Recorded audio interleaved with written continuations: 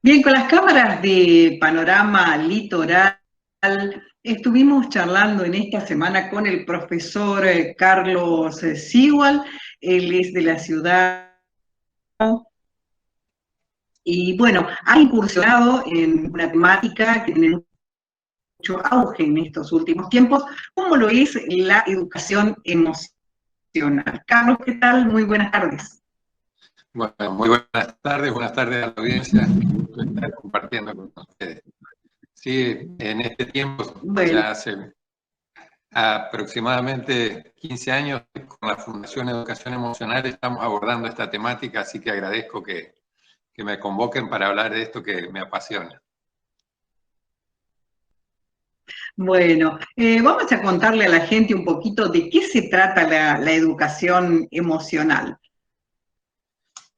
Bueno, la educación emocional es que enseñar, y sobre todo a los niños, pero pueden ser personas adultas también, a reconocer, expresar y gestionar las emociones. Fíjate vos que esto nosotros, bueno, desde que nacemos venimos con las emociones incorporadas, esas emociones que después se transforman en sentimientos, pero nunca de ellos nos hemos ido a pensar, a sentir qué es lo que nos producen las emociones. Entonces, un poco es esto lo que nosotros tratamos de dar. Siempre viendo, dando estas herramientas a las personas sanas, ¿no? Para que no lleguen a una depresión, una fobia, o a incurrir en el flagelo de las drogas, el bullying, todo esto. Así que es una materia preventiva y propositiva, tiene mucho de prevención, y eso es lo que nosotros apuntamos desde la educación, ¿no? Carlitos, sabemos que durante bastante tiempo has estado dando talleres que son para docentes, pero también para padres de niños, en lo que tiene que ver con la educación emocional. Sí, sí, efectivamente. Nosotros desde la Fundación Educación Emocional hacemos esta clase de talleres, bueno, ya casi hemos abarcado toda Latinoamérica, brindando talleres y charlas para padres y docentes. Estas charlas son de sensibilización y como para promover y decir que estas técnicas, estas herramientas existen. Para también esto, nuestro eslogan se llama Cicatrizando América Latina y Cicatrizando Argentina, que tiene que ver con esto, ¿no? Curar un poco nuestras heridas emocionales y propendiendo a una sociedad mucho más, mejor, más justa, que valga la pena convivir, y esto es un gran desafío, pero paso a paso se va dando. Y entonces, sí, con los docentes y padres tratamos de brindar estas herramientas, ¿no? Y hemos tenido muy buena recepción en estos años. Carlitos, sabemos bueno, digamos, a ver, sabemos de la idea de una ley de educación emocional. Contanos acá en Entre Ríos cómo están las cosas en ese sentido. Bueno, la idea de que sea ley es un poco para darle un marco legal a la enseñanza de la educación emocional. ¿Por qué? Porque nosotros pretendemos que sea sistemática y en forma transversal. Para que sea sistemática debe existir una materia que se llame educación emocional, y transversal para que todos los docentes y padres estén al tanto de esto. Esa es la idea de por qué es necesaria una ley. En esa ley, bueno, nosotros la proponemos y la hemos propuesto acá en la Cámara de Senadores de la provincia. Se ha sido tratada y ha sido recibida con eh, como una muy buena propuesta. Lo que falta ahora es consensuar con el Consejo de Educación como para que esto se lleve a cabo, ¿no? Un poco para, a veces la parte académica de nuestra educación a nivel general, a veces va más lento de lo que los cambios lo requieren. Siempre se le ha cuestionado un poco a la educación de que reaccionar más tarde de lo que la sociedad lo requiere. Y bueno, esta propuesta me parece que es de avanzada en esto, y por eso los legisladores la aceptan de muy buen agrado, pero falta esta otra herramienta a nivel académico, a nivel ministerios y consejo de educación. ¿Por qué? Porque nosotros vemos que hoy día sí ya se hace muy necesario esto de tener herramientas emocionales y sobre todo por los acontecimientos que estamos viviendo actualmente, ¿no? Exactamente, a eso iba. Digo, en este contexto, la educación emocional un poco más afianzada o no, le da más herramientas, digo, ¿no? Tanto a los docentes como a los chicos, a los alumnos, para enfrentar estos tiempos tan difíciles. Sí, sí. Fíjate vos que nuestro cerebro es una máquina perfecta. Sería el software de cualquiera de nosotros, ¿no? Lo que después nosotros le agregamos es nuestra mente, donde ahí ponemos nuestros pensamientos, emociones y sentimientos. Y eso no viene, sino que lo vamos construyendo nosotros mismos. Y de acuerdo a como nosotros pensamos, así nos va. Esto también es interesante verlo desde ese punto de vista. Por ejemplo, si decía Henry Ford, si crees que puedes, tenés razón. Si crees que no puedes, también tenés razón. ¿Por qué? Porque está en esto de cómo nosotros avalamos y creemos, tenemos estas creencias. En este tiempo de incertidumbre, a nuestro cerebro no le gusta tener certezas y seguridad. Y en este tiempo vivimos en una circunstancia de mucha incertidumbre porque vivimos como amenazados. Y eso hace que nuestro cerebro también se sienta amenazado y hasta nuestro cuerpo recibe esa tensión. Fíjate vos que cuando uno tiene miedo, se tensan los músculos, se abren los ojos grandotes, late fuerte el corazón y así se dan una serie de síntomas que los vamos recibiendo por una situación que estamos viviendo. Y hoy día sí se vive mucha incertidumbre, inseguridad, y esto a veces hay que trabajarlo, hay que tomarlo en su justa medida. Fíjate vos que a veces nosotros recomendamos que estamos infoxicados, estamos intoxicados de mucha información. Y cuanto vos más escuchás de que tanta enfermedad, y bueno, ya uno medio que ya está viviendo ese panorama tan negro, digamos, pero existen otras posibilidades, y entonces lo que uno tiene que brindar seguridad, que si utiliza los métodos de prevención, hay mucho menos posibilidades de llegar a contagiarse. Entonces esto empieza a trabajar así, y lo emocional juega un papel preponderante. Entonces sí, esto en este tiempo es muy necesario y ha sido muy demandada en las escuelas, esto de cómo nosotros trabajar emocionalmente con los docentes, con los alumnos y con los padres, por supuesto. Carlitos, por estos días, digo, se habla mucho en relación, se ha creado una puja con el tema de las clases presenciales o las clases virtuales. Y bueno, decíamos, ¿no? Tratando de sacarle de sacar la política partidaria de esto, ¿qué es lo que se puede decir acerca de la presencialidad y acerca de la virtualidad? ¿Es tan negativo, digo, que por un tiempo los chicos lo hagan de manera virtual o lo pueden transitar bastante naturalmente los niños? Bueno, esto lo ideal es la presencialidad. Entonces, la virtualidad viene a funcionar como una algo que para salir del paso lo podríamos llamar. En este sentido, bueno, después el debate sí no tiene que ser un debate ideológico, sino que algo superior para el bien del niño. Y bueno, hay organismos como la UNESCO o la Sociedad de Pediatría Argentina que indican que sí que es necesario que el chico concurra a presencial. No obstante eso, por supuesto hay que tener la otra variable que es sanitaria, que eso nosotros no podemos inmiscuirnos porque yo no lo sé, no soy especialista en esto, pero bueno, al estar esa variable sanitaria que nos indica que lo mejor es la virtualidad, Bueno, ahí sí tenemos que tener en cuenta algunos criterios. El chico en la virtualidad pierde un poco más la autonomía. ¿Por qué? Porque está medio que avalado por sus padres, acompañado por sus padres, hasta si se quiere los padres le hacen la tarea. Hay otras normas que no existen. Y también hay distintas características de alumnos que eso también nosotros a nivel como docentes no lo podemos soslayar, no lo podemos dejar debajo de la alfombra. Yo a veces llamo que hay chicos que son los hiperrealizados, que están conectados a una computadora y tienen todos los medios para tener esas clases virtuales.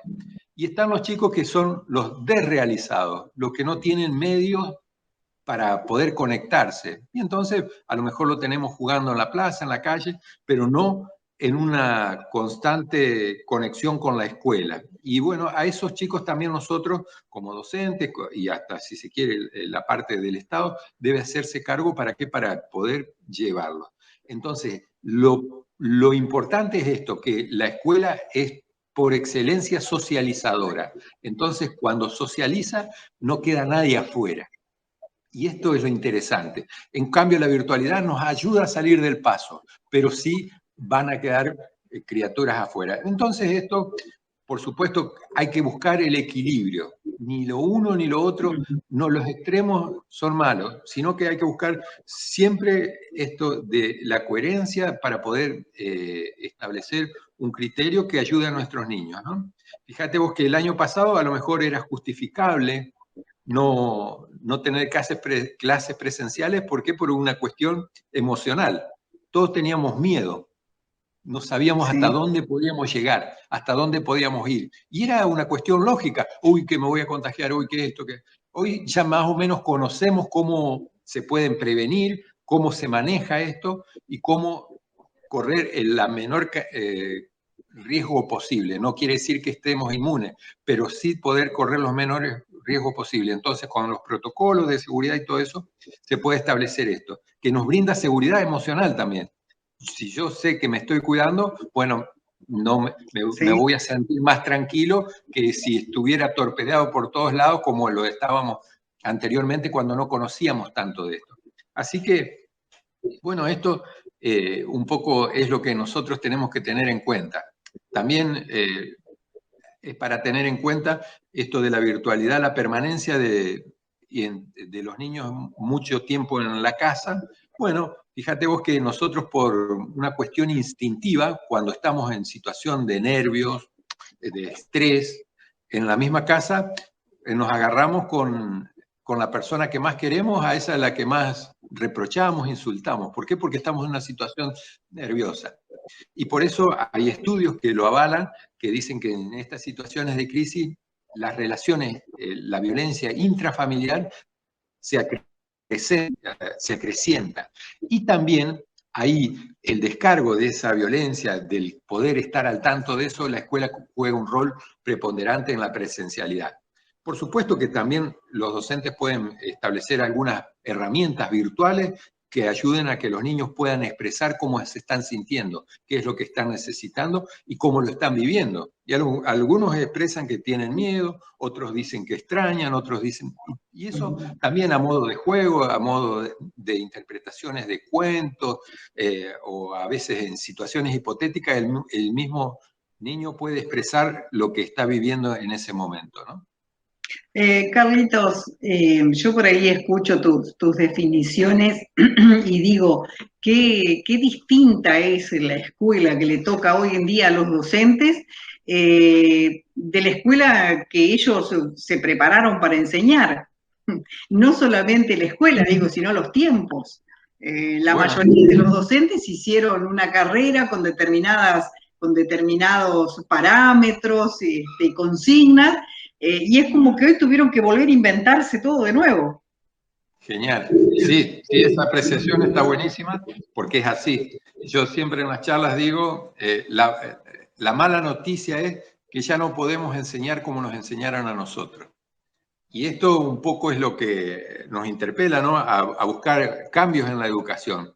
Los cambios, yo digo que esto, fíjate vos que hoy con el avance de la neurociencia se sabe que el cerebro recuerda lo que le emociona. Lo otro lo deja pasar. A la noche, cuando nos dormimos, el cerebro resetea y la información que no le interesó, la desecha. Pasó de Lo que largo.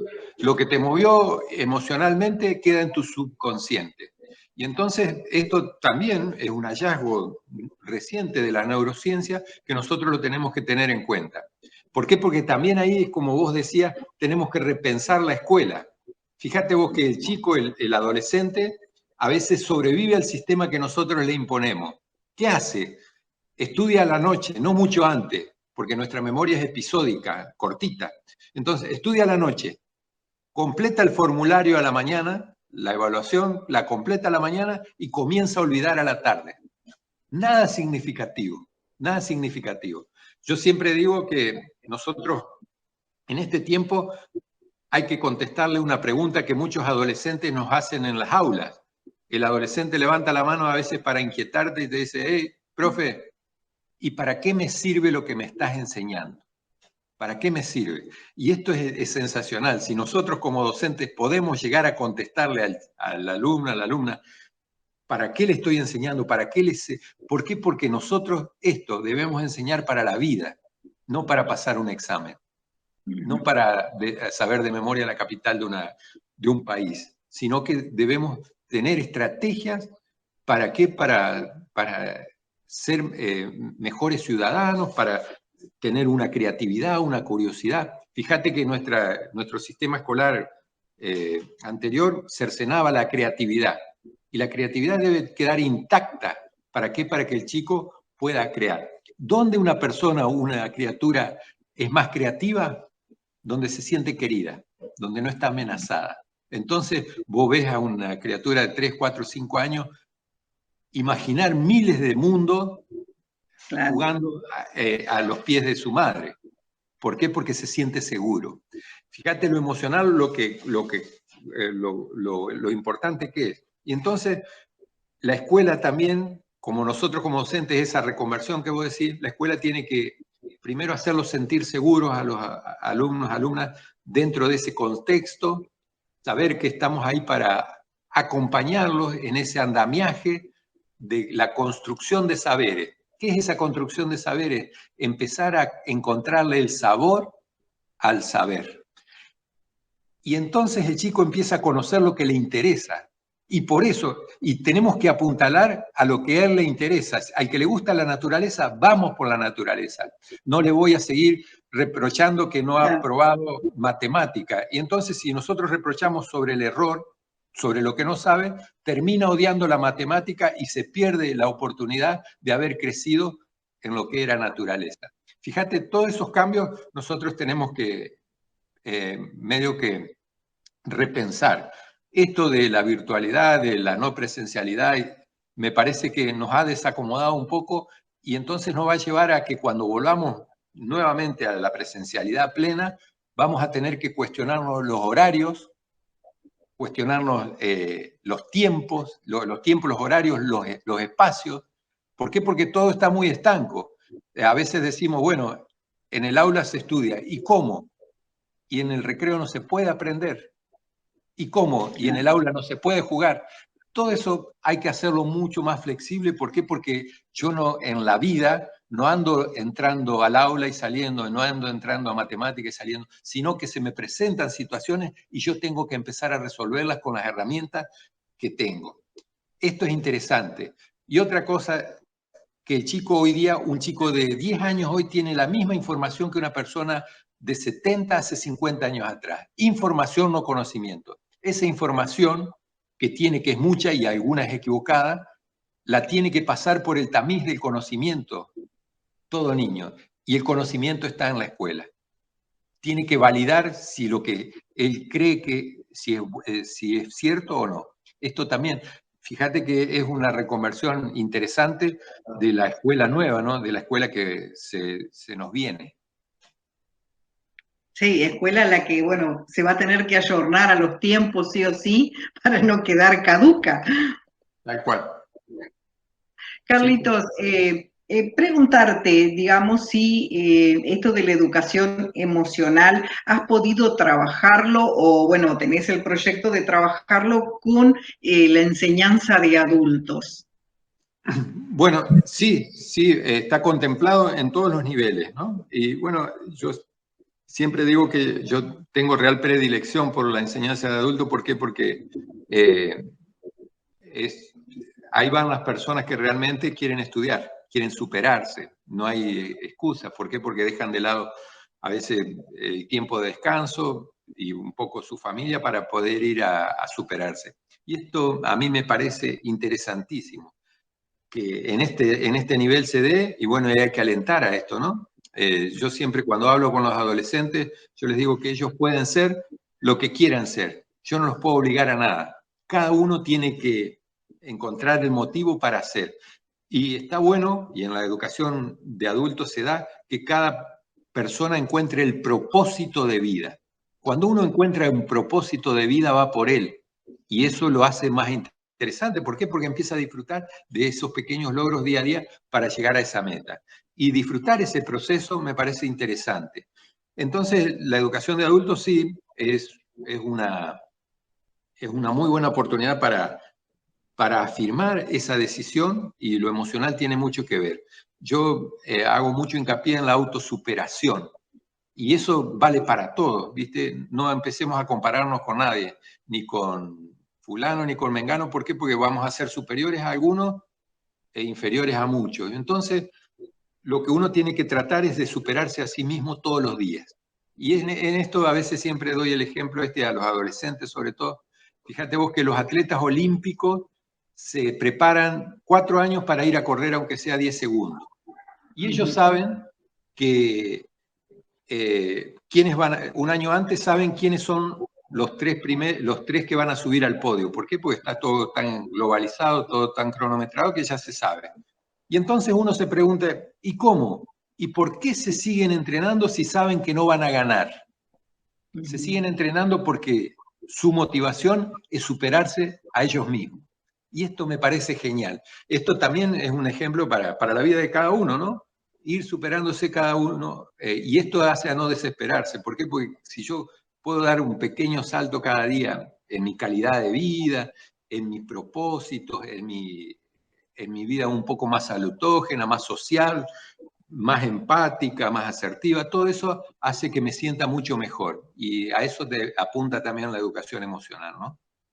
Carlitos, lo último, digo, por allí poder dejarles bueno, a nuestros televidentes, que muchos son padres, muchos son docentes, algunos tips, como se dice hoy, algunos consejos, ¿no?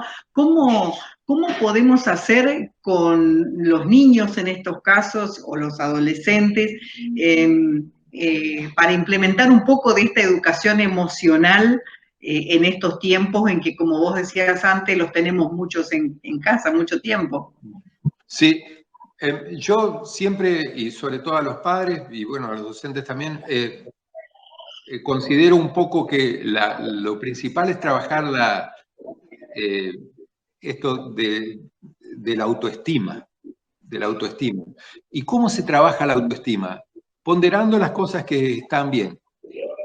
Me encantó porque hoy hiciste la tarea y sin rezongar. Me encantó. Dale, seguí así. Y a veces papá, mamá dice, sabes que yo estoy orgulloso de vos. ¿Por qué? Porque vivo para vos. Expresar ese cariño para que el chico se sienta seguro. Nosotros tenemos que brindarle herramientas emocionales, y la autoestima es una herramienta muy valedera. Esa autoestima se construye ahí. También se construye en la amistad, se construye en el arte, en el deporte, la vida en la naturaleza. Y algo interesante que nos hace bien a todos, ayudar. Ayudar es muy salutógeno. Y el chico desde pequeño, si aprende y tiene esas herramientas para ayudar, porque a veces los adolescentes tienen ese falso concepto que pueden ayudar si tienen dinero. No, ayudas con gestos, con actitudes, con tiempo. Y entonces eso también fomenta la autoestima. ¿Por qué? Porque te sentís en esa posición de que estás ayudando. ¿Y por qué es tan interesante e importante la autoestima y otros sentimientos, ¿no? Porque el chico cuando llegue a la adolescencia y le ofrezcan algo que no es debido, él si tiene una autoestima alta dice, no, en esta no entro, Claro. porque no lo necesito. Fíjate vos que a veces el chico que no tiene autoestima alta entra con tal de pertenecer. ¿Por qué? Porque somos seres gregarios. Y esto hasta socialmente se da y es muy interesante verlo. A veces las personas con tal de pertenecer omiten la verdad. Creen algo, ¿por qué? Porque acá me están aceptando. Pero no se trata de eso. El que tiene autoestima alta va a tener un pensamiento crítico y un espíritu crítico para decir esto está bien y esto está mal. A veces, en estos hechos que a veces nos aterran de los adolescentes que los medios de comunicación dicen atacan en manada. Me parece horrible ese concepto. Hoy vi algo de eso. Atacan en manada. Ujú. Bueno, 10, 12, 5 chicos a uno indefenso. Y uno se pregunta, ¿y cómo uno de ellos no pudo decir, che, estamos metiendo la pata, esto no va? ¿Por qué? Porque nadie tiene autoestima. Y forjan esa autoestima y se sienten alguien perteneciendo a ese grupo, aunque esté haciendo una barbaridad. Fíjate vos lo que es interesante esto, que hay chicos que puedan decir, y a veces nosotros que dicen, me ofrecieron esto y los mandé allá. ¿Por qué? Y se siente orgulloso de haber dicho esto, ¿no? Pero eso tiene que ser trabajado desde pequeño. Cuando el chico tiene una alta autoestima, el bullying es difícil. ¿Por qué? Porque él sabe lo que es. El cambio, el que tiene baja autoestima, es el más atacado. ¿Por qué? Porque es el más vulnerable. Entonces, los padres tienen que trabajar mucho en esto del empoderamiento de sus hijos, de que ellos sepan que son lo más importante que tienen, que van a poder hacer lo que ellos decidan hacer. A los adolescentes yo les digo, bueno, ¿qué quieren ser ustedes cuando sean grandes? Ponele, futbolista, médico. Bueno, ¿qué estás haciendo hoy Para para llegar a llegar eso. para llegar a eso? No hay que perder tiempo. Y eso todo es tarea nuestra de los adultos, de los padres, del acompañamiento. Y a veces nos es difícil cuando están entrando en la adolescencia. ¿Por qué? Porque los chicos parece que no nos escuchan. Sí, a veces no nos escuchan, pero nos miran. Nos miran y nosotros en esa época enseñamos con el ejemplo. Si, Exacto. entonces eso tiene que quedar muy, muy bien claro, ¿no?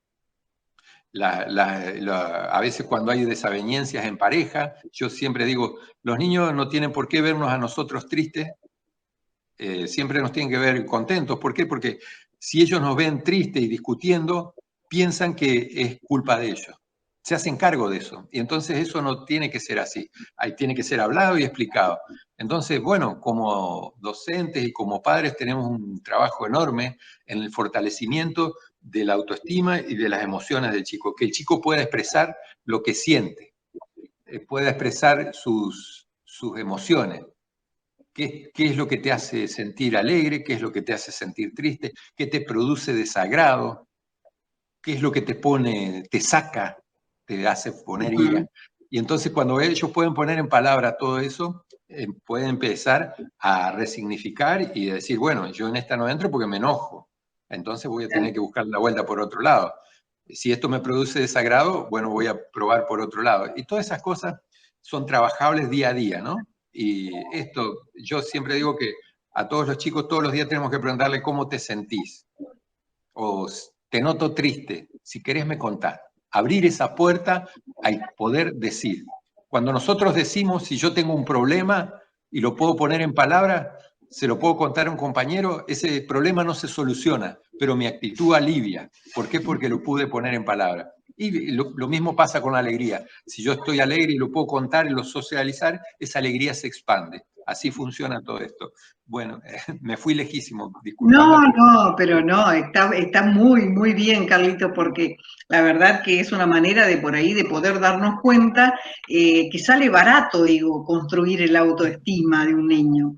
es sumamente barato en esta época en que todo cuesta caro, un beso, un abrazo, una palabra de aliento, no la tenemos Sí, que comprar. sí, sí, y esto es lo más, el regalo más preciado, ¿no? La afectividad. Esto que siempre decimos que existe esto de la economía de caricias. ¿Para qué le voy a decir que lo quiero si sabe que lo quiero? No, todos necesitamos saber todos los días que somos queridos, que somos amados. Y entonces estos gestos de afectividad deben existir, y sobre todo en la primera infancia. ¿Por qué? Porque es donde ellos más lo necesitan sentirse queridos. Y todas esas caricias deben ser caricias positivas, de empoderamiento, de ponderación, de afectividad, de beso, de abrazo. No el otro tipo de caricias, del reto, el reproche. ¿Por qué? Porque los chicos, si se hacen notar o se hacen ver por comportamientos malos, van a seguir por esos comportamientos malos, aunque estén recibiendo ese tipo de caricias que son negativas, como una agresión, un insulto. Y esto también hay que ser cuidadoso. Hay que poner en la balanza cuántas cosas positivas le dije a mi pareja, a mi hijo durante el día, y cuántas cosas negativas le dije. Y bueno, cada uno puede reflexionar ahí y también puede establecer un cambio, ¿no? Para poder relacionarnos de una mejor manera.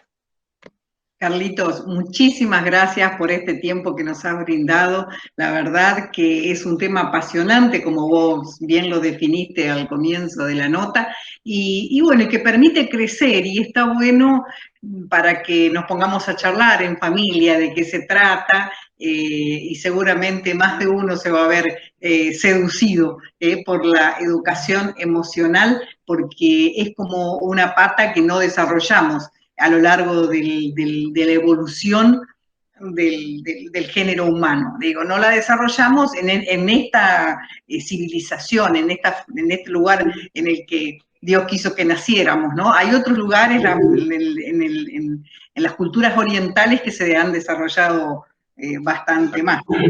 Sí, Bueno. tal cual. Bueno, muchísimas gracias por la invitación, y bueno, será hasta cualquier momento para poder seguir charlando sobre esto. Como digo yo, abrazo de paz.